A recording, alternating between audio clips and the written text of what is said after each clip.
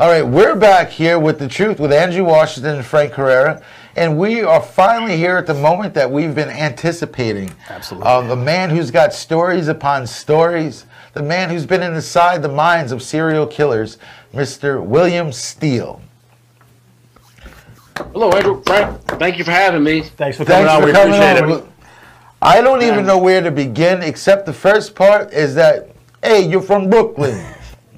That's right. That's right. I'm from Brooklyn. I'm from Gravesend section, which is between Bensonhurst and Sheepshead Bay. Grew up there all my life. I wanted to be a James Bond type guy. You know, I wanted to be the guy, Mission Impossible, guys that get everything done. When I was young. Who didn't want to be James Bond? You know, was it the gadgets that got you? I wanted to be the guy that could get in and out of everything, accomplish everything, you know, do everything, and just help people. Well, I really had a heart to help people because my mother was mentally ill, and there was a lot of problems with bullying and being picked on, and so I always had a heart for the underdog. And so I went to a school in Manhattan, a locksmithing school, and I learned locksmithing, safes, and alarms, and then I went bad. I used those skills. I went bad. I was just going to bring that up. Then I went bad. I got to tell you, if I knew how to pick a lock in under 30 seconds, and I knew how to crack a safe in less than a minute, I might have went bad too. Well, I don't know about the whole 30-second thing, but you know that coupled with it started really with a little bit of a cocaine addiction. You know, in the 80s it was. Cocaine, and more cocaine. Everybody knows that was the big thing. Yeah, absolutely. I lived that style. So, yeah, I started just using those skills to do high-end burglaries all across the United States, multi-million-dollar jewelry and art heist. I was trafficking kilos and guns from South Florida to New York to Brooklyn, and I did time. I did time more than once. I even escaped from prison. What? And you know, all those years I spent. I've been out a year now after 18 years for nonviolent crimes. It just really cost me to see the light. I just lost so much. It's not worth it, and I just really still have this heart for helping people. So I took some college courses in prison. I decided to write books about the criminal justice system, work with people who are wrongfully convicted because I was a law clerk in prison, and I just enjoy helping people, crime victims, you know, and advocating. So as I'm getting released from prison, I meet the love of my life, my PR guy, Tom Madden from Transmedia in Florida. He was the vice president of NBC in New York. My best friend, he introduces me to my fiance. We're engaged. I get out. Just before I get out, I'm offered a TV show. My show is going to air 10 episodes this summer on a major network.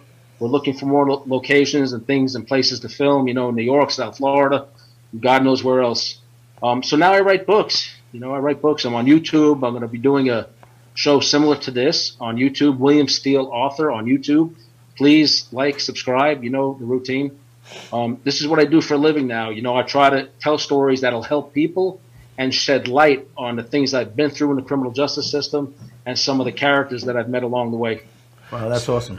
Speaking of characters that you've met along the way, can you tell us what it's like to get inside or attempt to get inside the mind of a serial killer?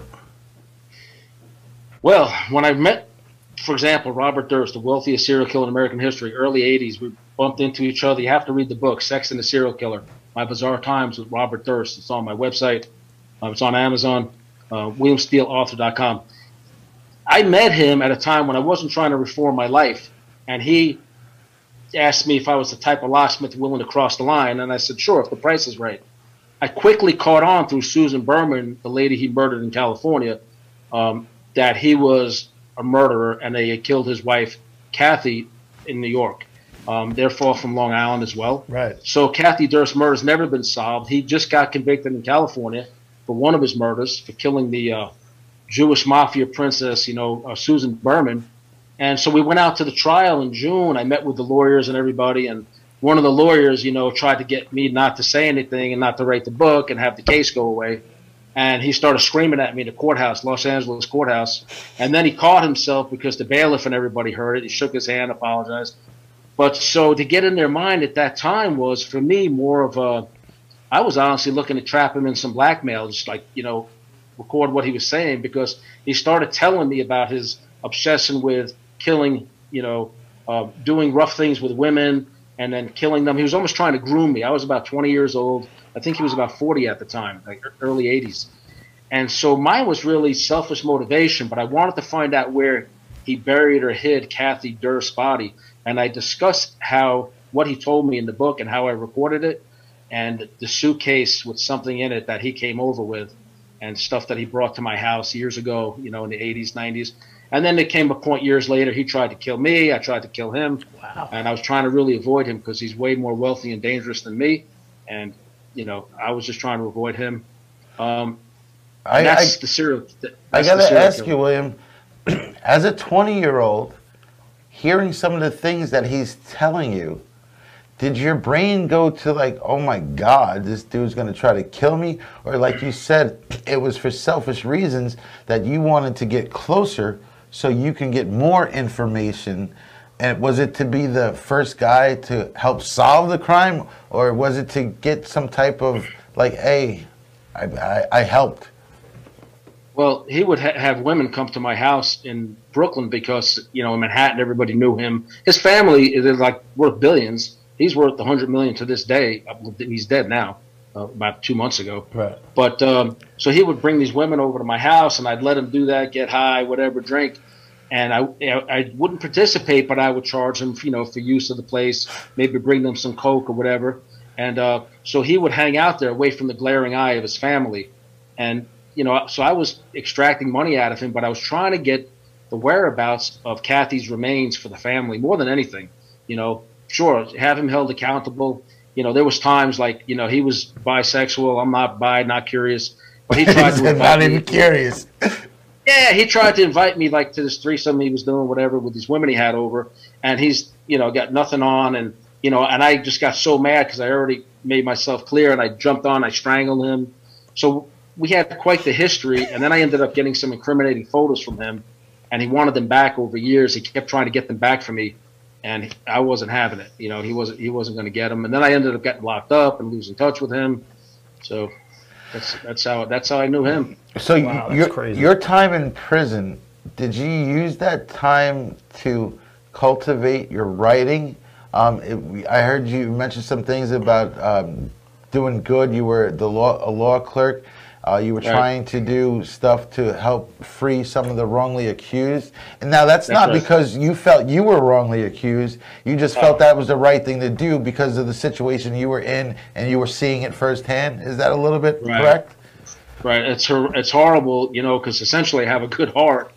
I just went south because of the cocaine back in the day. But when I go to prison and I have a little bit of college and I took more courses in college, in prison, I just felt this need to really help people. My mother was no longer with us. And so I started learning how to write. Like I said, I took some university and college courses. And there was a lot of interest in, hey, tell your story, but also you've met some pretty famous people that are now notorious. Write those. So I was in the National Enquirer recently. I've been in the Sun, London. All these newspapers have covered me. And it's not really – I want the victim advocacy to come out more than anything. Mm-hmm. So – in prison, yes, I was a law clerk. I assisted at the chaplain's office, the medical department. I was the inmate liaison between the administration and the offenders to try to hold down the amount of grievances by helping them work things out. I used to work with the illiterate inmates to understand the grievance procedures, their rights to medical care, their rights, just maybe get back to court. And you do run into so many innocent people, but these innocent projects around the country, they generally only can help because of lack of resources, the people that have life sentences or death sentences. So now you have a whole, I'm not one of these guys that hates the police. We have great cops. I have police in the family. The problem is you have so many that have done horrible things and put innocent people in prison, and nobody helps them. They're stuck there. They're illiterate. They don't know what to do, and it becomes overwhelming. If they see me willing to help them do something, I can't tell anybody no. I at least try to help them, guide them in the right direction. Right. And I try to get people signed up for college courses if I can.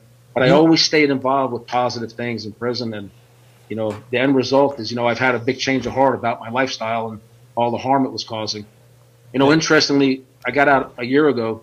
And I come to the Midwest, fresh start. I meet a guy who brags he's the Godfather of Elkhart, Indiana. He brags he's the only billionaire in this town, Elkhart, Indiana, Charles Ray Smith.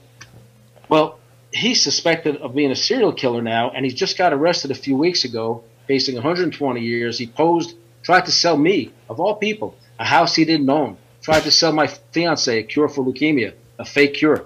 When we looked him up, my girl, Dr. Mary Bass, she's a fraud examiner. She looked into this guy's background, found out all this crap he's done it to other people. The feds were onto him. And, you know, and I ended up contacting and looking out for some of these victims that he victimized. And they didn't see it coming, but I did because of my background. And I warned him. I said, I'm the last guy you want to try because I see right through you. He's been conning everybody around here. He wanted me to bring investors from my church. He wanted to steal our little bit of money we had when I got out of prison to whatever he kind of scams he's running.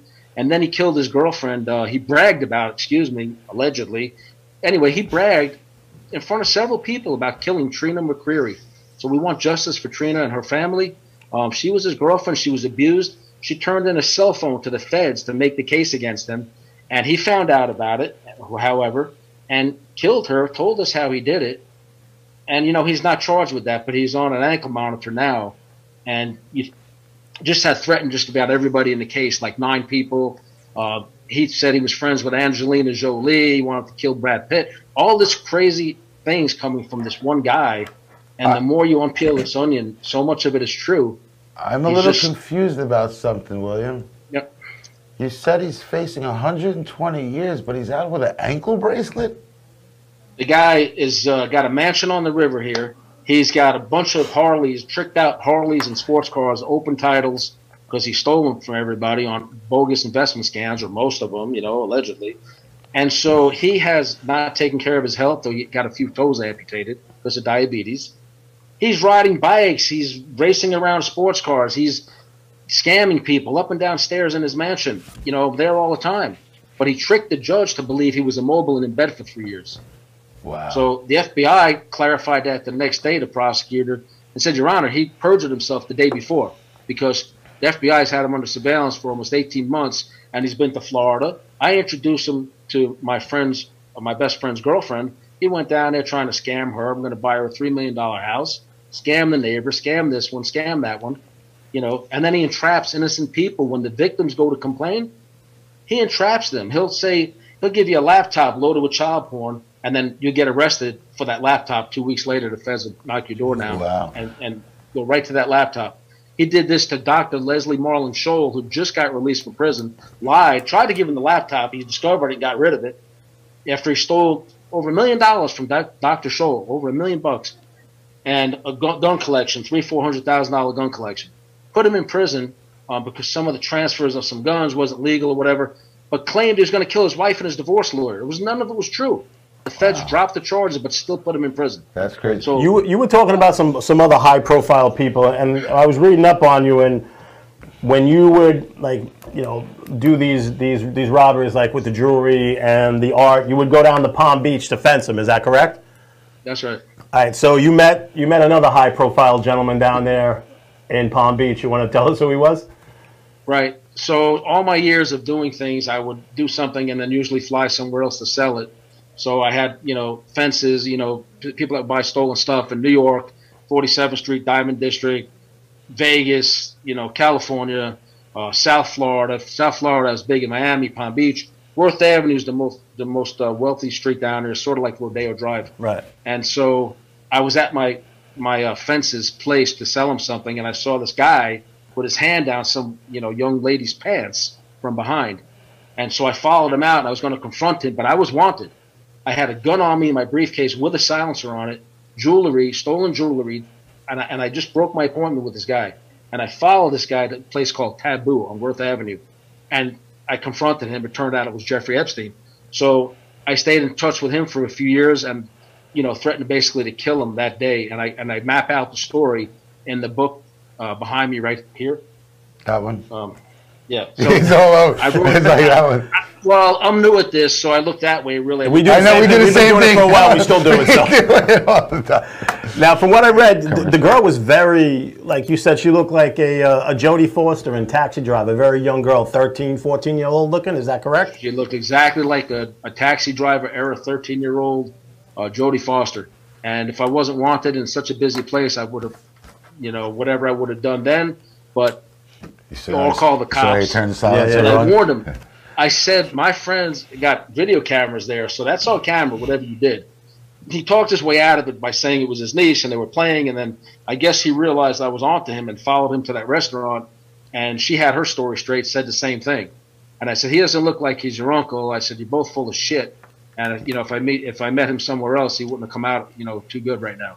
But anyway, so I met him over years. I sold him some jewelry and stuff. I was at the house in Palm Beach several times. You go to my YouTube channel. It's William Steele, author, on YouTube. And you'll see several videos where I talk about the inside of the house. Right. I eventually met Ghislaine Maxwell, which is the book. Hey, William, let's hold that thought right there because we got to go to a quick commercial and we're going to come back and then we'll touch, because I was going to touch on Ghislaine Maxwell. All right, thank you. All right, we're going to take a commercial break and we'll be back with more William Steele.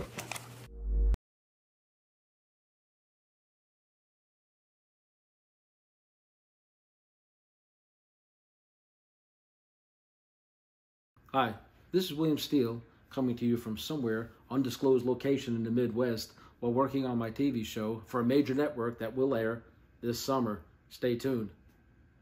Meanwhile, we're still dealing with the prolific con artist and suspected serial killer Charles Ray Smith. Charles Ray Smith, as anybody who's paying attention knows, who Googles his name, just Google Charles Ray Smith, Elkhart, Indiana, posed as my friend, posed as the Godfather of Elkhart, then proceeded to try to sell us a house he didn't own and my fiance a fake cure for cancer.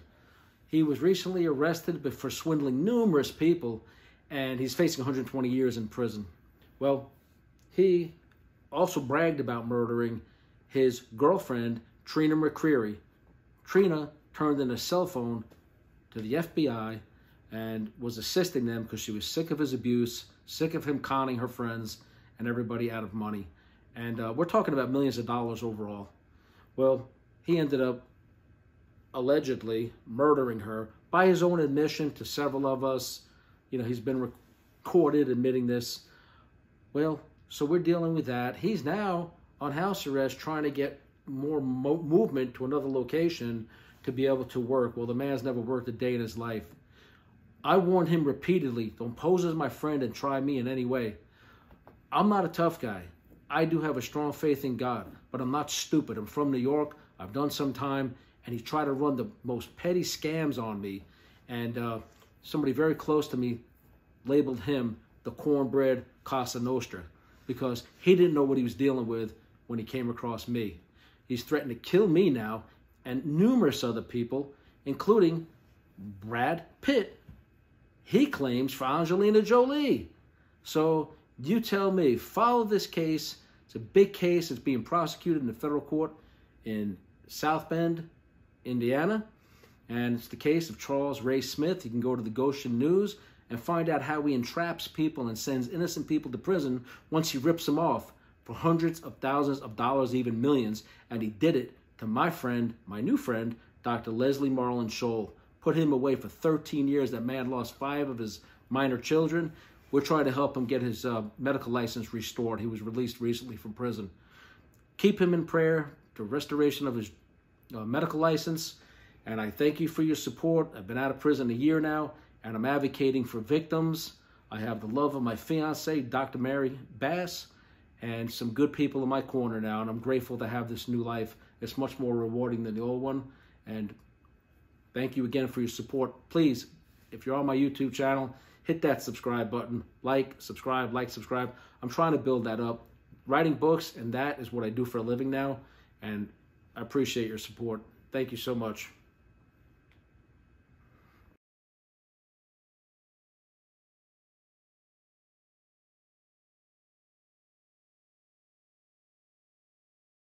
How long do we have? We have no time left because we're back now with William Steele. And William, you were just started telling us about a story that, Frank, you were touching on. Yes, with Mr. Jeffrey Epstein and Ghislaine, am I saying her name? Ghislaine Maxwell. Right, okay. Ghislaine, that's what it is.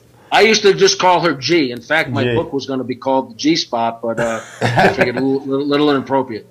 Well, that's funny that you mentioned that. I know someone, he's got a bar called G's Club, and he wanted to name it the G Spot. They actually put the sign up, and then some woman walked by, and she looked at it kind of funny while they were hanging it, He didn't realize at that moment, or while he was doing this, the G spot. So needless to say, that's down. Let's get to G. Tell us about G. All right, so I met her, you know, while spending time at going in and out of the house through Jeffrey. And so eventually, one time she had a little bit to drink, whatever, we started messing around. And one thing led to the other. I don't know what your audience is, but so that lasted on and off for a few years. A couple of her adult friends. There was the, you know, back in those days, the occasional threesome with adult women and her. I did see some other activity at the house, but not the sexual stuff in front of me. After a while, and I describe in the book specifically what I did see and what I did take out of that house and what I did with it, and I actually got some of it to law enforcement. And of course, they've been covering for these people for so many years that nothing much was done with it, unfortunately, years ago. But yeah, so I saw some videos that I was more or less kind of forced really to watch. I couldn't leave. There was a bodyguard or security guy there, whatever, with Jeffrey and her, and he was another weirdo. And so it was just an ongoing year after year thing. And eventually, at one point, I was wanted, and she knew that and was threatening me to turn me in if I didn't, you know, do something to help her take care of Jeffrey. Well, I already knew they had a lot of connections in the intelligence communities, and, you know, a lot of people way more, you know, deadlier experience with that than me. I don't do that. I never did that. But for some reason, because I used to love carrying guns years ago, another life, before, you know, I have a very strong faith now. But before I was this guy, I was a guy who would love guns, but really it was for, like, if I was fencing some jewelry and I open my briefcase and somebody sees a gun in there, they think twice. They might know, okay, he's a thief, but maybe he'll shoot me if I try to get over on him or set him up to get robbed. Right. So it was more like a tacit intimidation technique where I didn't have to brandish it, but people saw it. They didn't screw with me. But because they saw this and other people have seen this, this is not the first time somebody's asked me, hey, can you help me get rid of this person? It's happened numerous times. It's happened in California. It's happened in this town. And I was, you know, I don't know why, maybe because of the way I carry myself, but really probably because I used to display guns all the time. Yeah, and I mean, it's not normal to have somebody ask to kill somebody once, but then to be asked several times to kill someone when you haven't done it before. Exactly. It's just weird. You know, they knew, like, I'm running coke, or I got all this stolen jewelry, and I'm always have a gun, or have a gun, or have a gun. You know, and they have a problem with somebody. Hey, can you help me? Can you do this? Can you get this done? They don't realize, like, you know, really inside I'm saying, hey, you know, fuck you. I'm not trying to hurt anybody like that. I'm trying to make money off some, excuse my language, off, you know, selling coke at the time, or, you know, jewelry or artwork. But I kind of let them run their mouths, and then I would start recording them, because in my mind, I'm saving up evidence to try to blackmail them, frankly, back in the day, you know. But if there was, if there was somebody that needed that, lawyers, you know, law enforcement, you know, as I changed my life, I was like, well, if you guys want this material that I still have, you know, you're welcome to have it. And in the case of Epstein, there was some stuff I removed from the house that I did get to law enforcement. Now, were they very receptive when you offered this stuff, or did money talk, and they were, you know? Never heard from them again. I was going to say, cops, I'm sure people were getting paid off, high-ranking officials and stuff, right? One of the Palm Beach officers actually not defected, but left to Russia, of all places, never to be seen again. Wow. So they were taking Epstein money to find out about investigations, eliminate witnesses, and try to suppress these girls. But there were so many of them coming out of the woodwork. This case was never going to go away. No matter how much he did for intelligence agencies and who she was and her connections, there's no way. It's not going away against Andrew either.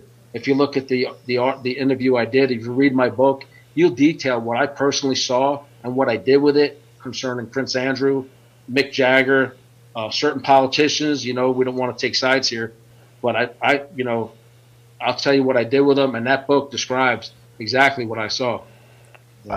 You have some books out there, and I got to tell you, I love reading true stories. You know, I don't like reading, you know, these fictions, but a story like yours where you're telling firsthand your vision, what you saw, what you experienced, what you were part of, and the names that you just said, you don't get higher profile than that. I can guarantee I'll be ordering as soon as the show's over. Oh yeah, that's what we do. I'm a big reader. I appreciate it. Hey, my attorney is just want to give my attorney a quick shout out, right? Please. Peter Tickton put a book out, and he actually is he's went to military school with Donald Trump, by the way. So he put this book out here. I don't know if you guys have ever heard of him. What makes I figured Trump I'd give him a shout out. No, I appreciate that. You can see that right so there. He wrote that, and then my PR guy, Tom Madden, Transmedia Group in Florida, in Boca Raton. Tom was vice president of NBC, introduced me to my fiance. He does my PR, my press releases, and everything. We're great friends. And so I'm looking to film season 2 somewhere else, like South Florida or back in New York. You know, I'm looking for some opportunities for filming in New York. If people want to be involved, you know, contact me. Well, but, William, I can tell you, we'll do what we can to help you. We have some great spots here on Long Island. If you're looking to film, we have connections with some large places, indoor, outdoor, it doesn't matter. We do what we can to help you out. And as always, you know, I'm not shy of the camera, buddy. I'm here. Well, in my case, the producers always tell me, look for locations and people that don't mind associating with you because you came out of prison. And so this show is really about me getting back on my feet, post-incarceration, my books, my this, my that. And it's really been just like follow me around everywhere. It's docuseries / reality show. Yeah. And the head producer has been nominated for Emmy Awards for like some of the best reality shows out there. Hey man, well, you say, you know, about being associated with you. The only reason why we're not in prison because we could run fast. So yeah, I put on some weight and my running days are over. We ran pretty fast as kids. Yeah. That's the only reason why we didn't wind up there. I got to tell you, I didn't have to run much because I was in the junior fire department, so all the cops knew me. So the kids around, you know, they would hand me whatever they shouldn't have and run, and I'd stand there. Cops weren't searching me because I knew them. William, you know, we have the ability. You want to go to a Ducks game? We'll get you in a Ducks game. We'll film you. We'll welcome you back. We welcome you, man. I don't care. President, you know how many family members I have that have visited? How many I have now? Sadly enough, there's 2 brothers serving life sentences separately from each other. What does that feel for the mom? You got 2 kids and they're both serving life. So, hey. I'm sorry to hear that, man. Man, it's what it is. They made the choice. I didn't. Hey, we only have a couple of minutes left, William, but there was something about Robert Blake, who was in Beretta. What's the story with him? I loved it. I wanted the bird. Robert Blake. Look at his head. You talking about Robert Wagner? No, that was Rob Blake, right, from Beretta? RJ. RJ, I met him years ago in the 80s at let's just say it was a club, and he said a lot of things that are discussed in the book, and another book's coming out with some more detail about it. How many books do you have? Every other sentence is in this book. It's in that book. It's how many books do you have? I mean, I can't give it all away here, can I? No, well, you can tell me how many books you have. Listen, I just come out of prison a year ago. Right, you should be spending that time with your fiance. Stop writing books. I'm not allowed to make money talking about my crimes, but I'm trying to earn a living talking about my experiences of people I met along the way, and prison, criminal justice reform issues, victim advocacy issues, stuff like that. So there are things I can write about, and I'm trying to get by on this, the TV show, right. You know, whatever comes my way. You know, the first book, we're looking to make that into a drama series, and there was some interest from Netflix just before the pandemic. And then everything kind of went south. Yeah, the pandemic shut everything down. I do acting, and it shut everything down, man. It's been horrible. Pluto, starting to pick up TV again. was in touch. I don't know what that whole deal was about, but they wanted to do something. You know, with certain aspects of my life, like cases I was helping people with in prison, working on their legal stuff. They wanted to kind of do something about that. Yeah, I actually like that part a lot. You're in prison, but you know, people don't understand, and they give the wrong stigma to people who are in prison. Not everybody in prison is a dirtbag. People in prison just they got caught simply. You're in prison, but you're a good-hearted man, and you use that time. What else are you gonna do? Right. People use their prison time different ways. You can sit there and let it become you, or you can remember the person that you wanted to be before you went to prison, and that's what right. you did. I appreciate what you're doing. We don't have enough advocates out there, and unfortunately, everybody who's in jail is innocent. So it's hard to decipher the true ones that are innocent. But hey, whoever can help, I appreciate what you do. I would love to help you more. Frankie and I will be in touch. You need any help with your show? I mean, I don't have NBC executives that can help me, but we've been doing this a little while. We can help you get started, so you stop looking to the left when you should look to the right. We're trying to get back up in New York in June for Maxwell sentencing, to do some more interviews and press conference up there. I was just in the National Enquirer. I think you guys have some bunch of articles and stuff we sent you.